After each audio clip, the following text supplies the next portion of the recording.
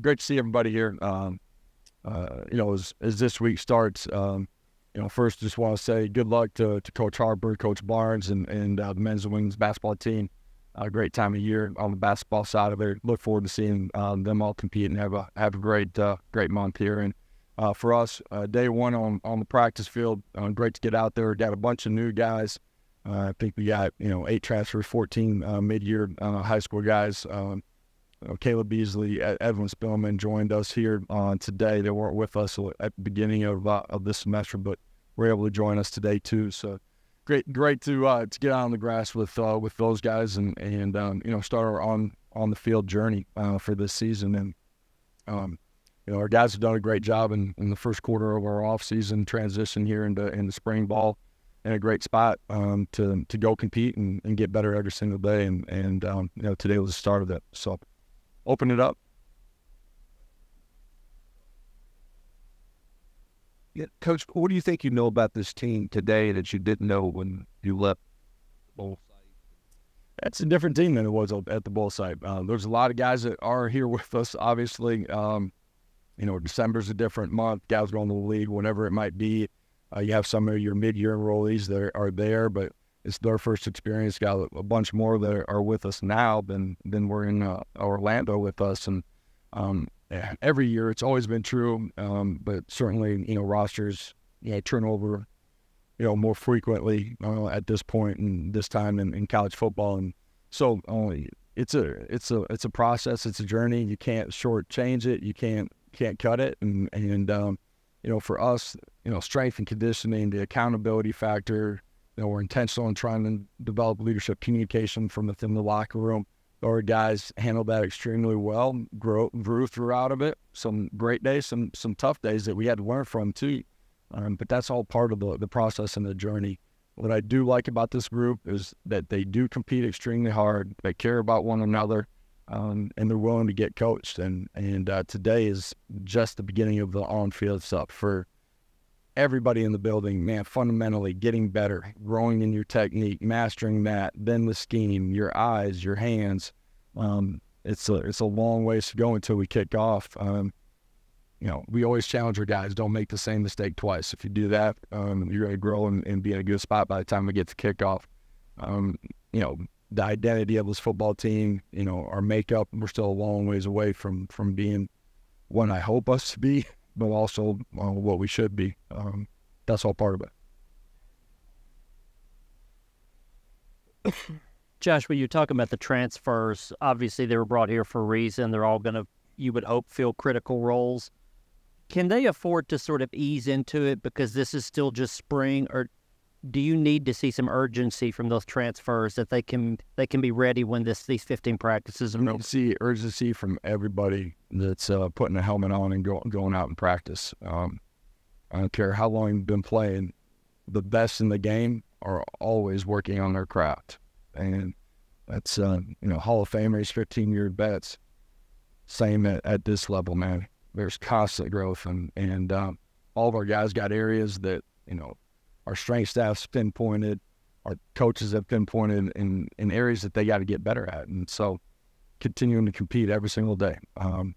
Guys that compete the hardest and do it the longest, typically the ones that win out. And that's true in a position battle. It's true you can get out on the field on Saturday afternoon too. Communication and the helmets and stuff. How much will you all work that this spring, and what will you need to see out of that before you feel comfortable to roll out there in a game with that? Yeah, really have an idea, but got to kind of tinker with it. Both sides of the football don't have as many available right now. I think that's true across college football is what you'd like to be able to work it on both sides of the football every single day, every rep, with all the guys that potentially would be wearing it. But a little bit trial and error that'll happen in practice and in scrimmages and kind of figure out how to navigate it where it's most advantageous to our program that it can be. You guys have had good relationship between your starting quarterback and your backup quarterback for several years now. What did you see from Jake Merklinger in the bowl practices and then in this first quarter prep going into spring practice? Yeah, talented guy that works extremely hard, cares about his craft, cares about his teammates in a really positive way. And he's had, a workman type mentality since he got here. And you get thrown into bowl preparation, man, it's all coming really quickly at you. And certainly at that position with everything that you got to navigate, continuing to get better fundamentally. He's grown in understanding our schemes. He hasn't mastered anything yet, but he shouldn't at this point either.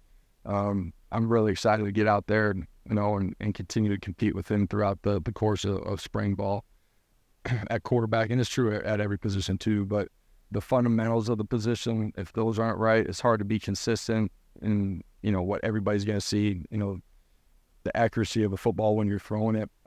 But continuing to grow that way, and then, mastering our schemes here and what he's seen on the defense side of the ball. So for all of you, the young guys that are in spring ball, man, it's almost like thirds, man. The first 5 days are really tough. It's hard. Second 5 days is usually a dramatic growth from the first 5 days. And by the time you get to the end of it, you don't resemble the player that you were the first 5 days, so being confident, continuing to work hard, not losing any confidence as you're learning, as you're going through making some mistakes too. You guys have had mostly internal promotions. When you've had a little bit of turnover on the staff the last couple of years, what's it like, bringing in a couple outside guys, and how's that transition been for them so far? Yeah, for us, the process really isn't different. When we have an opening, you always want to hire the right person that fits the culture of the building, that's going to be able to, develop and have great relationships with the players. That's going to be a great teacher of a game, but help them grow outside of it too. All of that translates into recruiting because, to me, recruiting is about relationships and, showing a kid how you going to care about them, how you're going to help them grow and become their best. And, for us, really excited about the two guys that we brought in. William and Darrell are two guys that have had a ton of success. If you look at the history of their careers, they've coached at high levels. They've had guys that have been highly productive. They've come in the building, done a great job of developing relationships with our guys inside the room really quickly, but then also, being able to demonstrate how they're going to help them grow, and the transition's been really smooth. So excited to have those guys, and I know our players have really enjoyed having them too. Josh, just sort of following up on that one, what are the habits or maybe personalities that you've seen from Coach Inge and Coach Sims in the position rooms out there on the field today? Just habits and personalities from those guys. Yeah, they're both extremely smart. Whether I've known them or just went through the interview process with them, they're both extremely bright guys that communicate at a really high level. They have a high passion, care factor. They got great energy. They're really comfortable and confident in who they are and how they present themselves. And, they've been really good inside the building so far. Really high-level guys that, do it the right way and extremely competitive. Well, Chris Braslin, how have the older guys, Squirrel Light, Brew McCoy, helped him in his transition here? I've been really fortunate on building a culture where your vets want good players around them and want to help them grow. And that happens because of the, position coaches that we have inside of those rooms, the culture that they set inside of those rooms. It happens because of the locker room. So for Chris, all the veteran guys that have been in this, they help them grow just in how to play the game within the game. For us, the mechanics, how to process, can be specific routes, but they also help them just, the culture of the building, who we need to be individually, thus collectively as a group. And our first quarter of our offseason, I said it earlier, we spent a lot of time on leadership and communication, and you got good leadership. It's got to become great leadership, and we need it to be championship leadership inside of that locker room. Josh, you're already seeing some places, some analysts saying that Pierce is going to have to maybe get used to the way people might, sort of focus on him this season, do what they can against him. But as last season progressed, how much more attention did he start getting in that way with opponents? He did see a bunch of attempts that can be sliding, they can be chipping. Some of the route structure, getting the ball out quickly, out on the perimeter, was part of it. And at the end of the day, any unit, it can't just be one guy. James needs to grow as a player too, and he would stand up here and tell you that as well. There's things that he's working on for him to become his best and take his game to another level. But you got to have guys around you too, that way, if they're just trying to slide to one, man, somebody else has got a one-on-one that they can do a win too, and bring some balance to what you're doing up front, and then for us, obviously having the ability to move him around too will be a part of it as well. Josh, with Lance Hurd, the transfer you guys brought in on the offensive line, he obviously is very, very big. And he is big. Yes, he is. Yes, yeah. Thanks for confirming that. Just the fact that he's sort of a young player, but kind of is coming in with some expectations coming in from LSU, what you guys expect from him. What's the spring like for him as he sort of adjusts this offense and really building his experience? Yeah, really young player that played, snaps down there and played well when he had the opportunity. He's a young player that's going to have to continue to grow. He's got to develop and grow into being a pro and how he handles himself every single day. He's been awesome inside of our building, developing relationships, how he's competed every day. The guys that we took from the transfer portal, that recruitment happens really quickly. Man, it's been a great group that's come into the building and tried to blend in and mesh in with our team culture extremely quickly. They've handled themselves with a lot of maturity. He's handled himself with maturity on the field as a young player that, he's, 7 months, 8 months into his college football career, and he's just beginning his journey. So fundamentals, technique, understanding what we're doing offensively, the communication that's got to happen up front.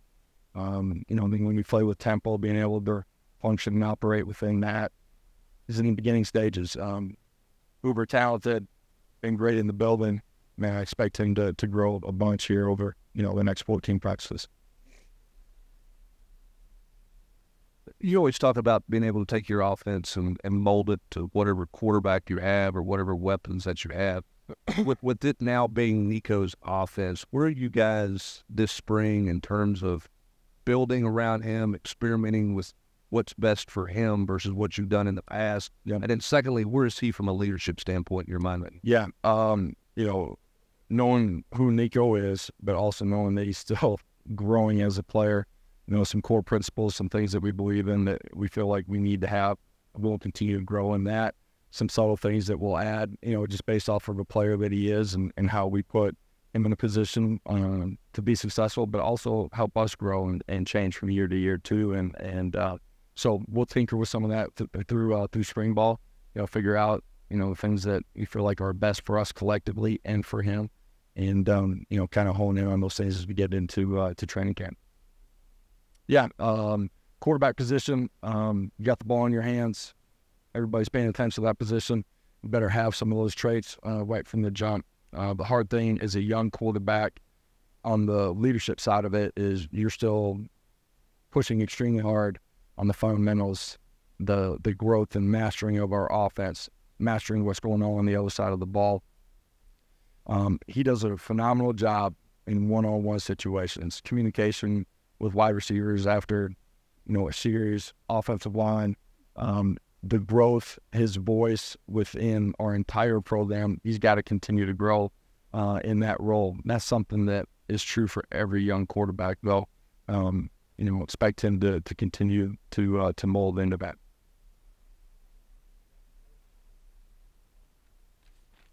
Appreciate it, everybody.